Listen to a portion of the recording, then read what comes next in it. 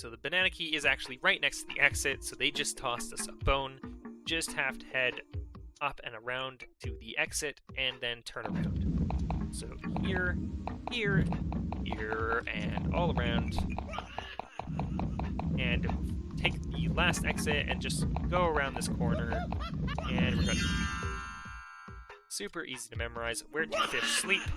In a waterbed. I also find it slightly amusing that the character will jump, but he'll stay down for the duration that you hold the spacebar, and only actually jump when you press up. So he just stays like kind of like down like this for like a few, like as long as you hold the spacebar. It's kind of funny. It's kind of funny because it's so obviously pre-rendered, as opposed to everything else being in real-time 3D, when they had an engine that was capable, and they just, surely they just ran out of time, because this game was probably created pretty quickly, on a pretty tough time limit, and it's a 3D game, and it's a pretty early 3D game, and they probably just, I don't want to know the mindset of who was creating this. They were probably so tired. It's a quality game, even if it is buggy at times. It's very memorable, I'll give it that. Long-lasting is the level 3 password. Let's continue. Okay, I do remember this level, because this level is the cheapest excuse for a maze ever.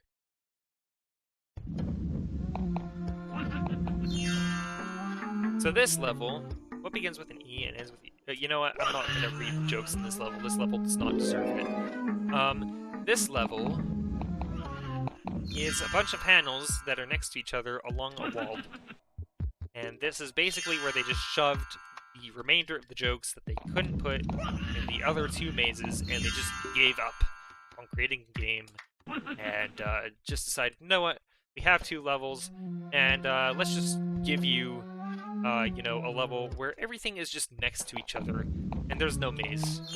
And all the monsters just walk around in the middle, and they're just annoying and mostly easy to avoid. And you just go along this wall, pressing spacebar. This is fun, right? Okay, so this is the one area of this game that they really cheaped out on. The rest of the game is sometimes buggy, but I can excuse that. But this is just dumb. Once you've made it to level 3, you have effectively beaten the game.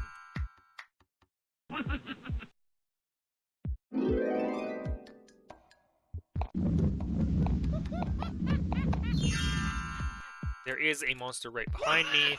I barely even care, because it's so easy in this wide open area. Like, the other mazes did such a good job of being mazes, and this is not a maze. And we would be here all day if I read all the jokes, so I hope you can understand why I'm not reading them. Because, let's be honest, this level is just not really even part of the game. I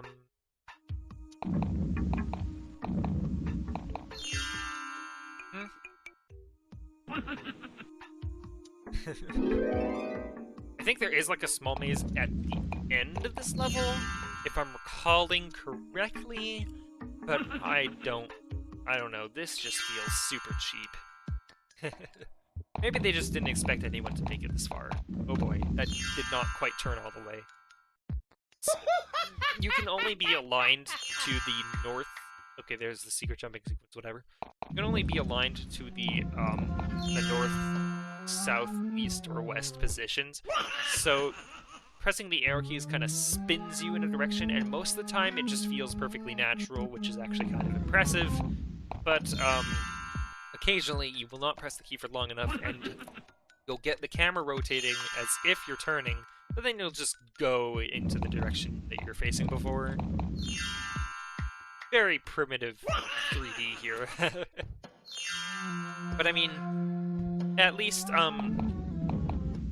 this feels decently natural. Like, it's not like tank controls or something.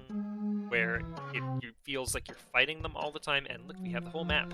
That's the whole map. There is like a small maze area, but it's not much. We are not far from the finish.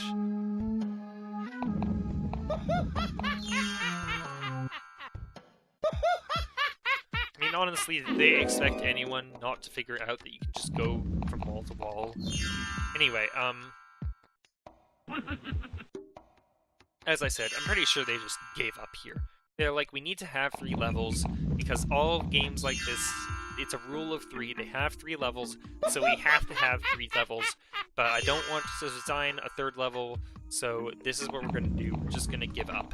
Like, it's not good. Like, they should have just stuck with 2. But oh well. I felt like level 2 and level 1 were so long that that's well more than enough. Maybe this is just meant to be like an easy... like just like an easy goodbye stage. Anyway, right, we have all the map pieces. Now I have to go... there are... Right, okay, I have to go over here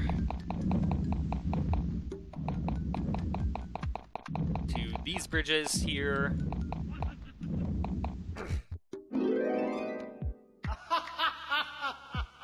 Like I said, really interesting decision that they made to pre-render certain scenes as bitmaps.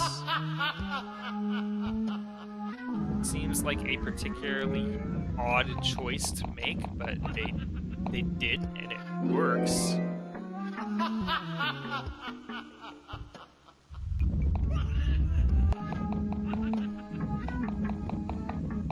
Okay, don't have a key for that.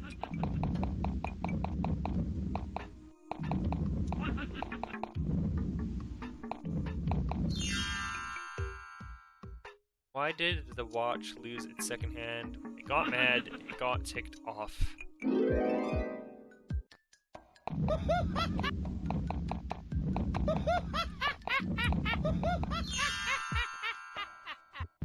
Rabbits go, they get married on their honeymoon. Sure, it's fine. Did I miss anything here? I have the entire map already. So it's not like it's not like there's any challenge anymore. Once you have the entire map, the game is actually fairly methodical. And a game like this being methodical is not really good. Why should you never iron a 4-leaf clover? You might press your luck. Because the entire point is that it's unknown to you what you're supposed to do, so it kind of incites a fear of the unknown. What am I supposed to do? No.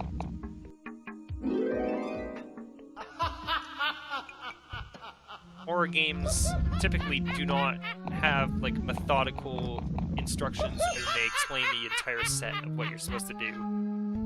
Where do you go to find prehistoric accounts? To a museum. In fact, horror games are typically very minimal and they barely explain anything.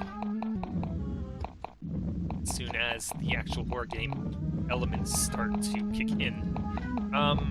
Not that I'm any kind of horror game aficionado.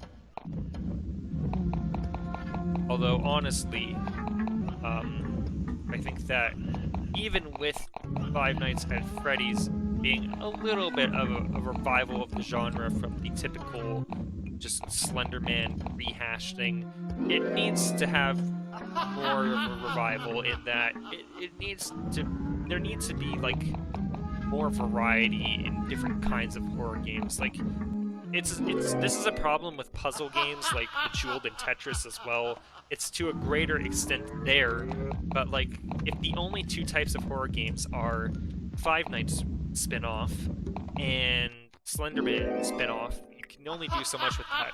Those are distinct.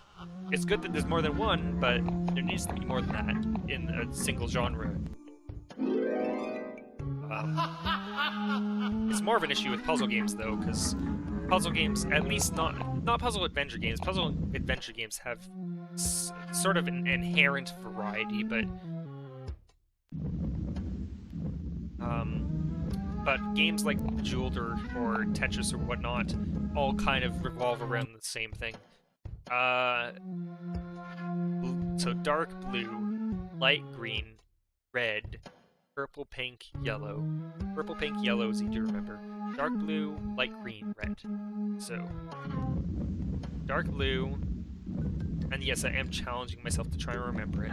Dark blue, light green, red, cherry, and purple, pink, yellow. Purple, and then pink, and then yellow. Yeah, you can tell that this game had a lot of QA testing going into it because, yeah, it's totally bug-free. We have the rope chamber again. We are here at the rope maze. So this is the hardest rope maze, which is interesting. Oh, okay, we barely made that, which is interesting. Apparently it's not as specific as I thought, but it's oddly specific in other areas. It's interesting, because this is so obviously not the hardest level in the game.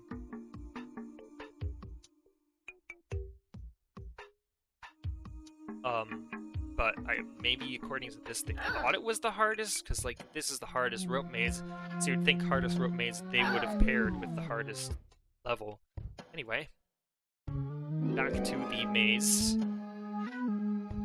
We'll still need to find final chocolate key, the chocolate key, because that's what this game was trying to really hype up, was the Laffy Taffy chocolate key that will activate the chocolate staircase, complete level 3. I do not know if you can still get Laffy Taffy chocolate. Personally, I have never seen a Laffy Taffy chocolate to begin with. Oh boy. Okay, that's just a maze of monsters. Is there any... Oh, okay, it's on the other side of this wall, I think. Yeah. I have to avoid these guys. This is it. This is the well-guarded chocolate. I have to read this joke, because it's the last one in the game. What kind of soda do trees drink? Root beer. Ha! It's the same punchline to the first joke that we found, except with a different setup. Isn't that hilarious? I highly doubt that's intentional, considering that I think that the first joke is not randomized, but... Like, I think that the first joke you run into is completely up to chance, and it's just that we happen to find that location first, but it does make for a kind of nice circle story, I guess. Where's the finish? Here we are. Ha ha ha ha ha ha.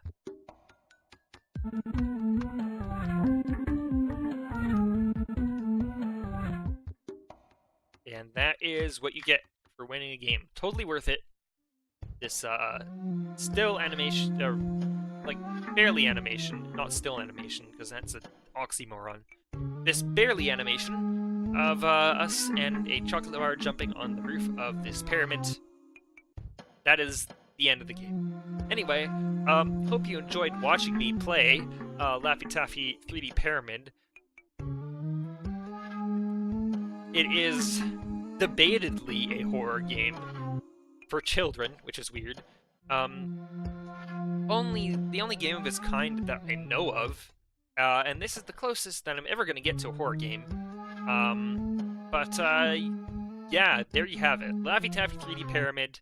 I hope that the YouTube commenter that asked me to play a horror game enjoyed the few jump scares that I got.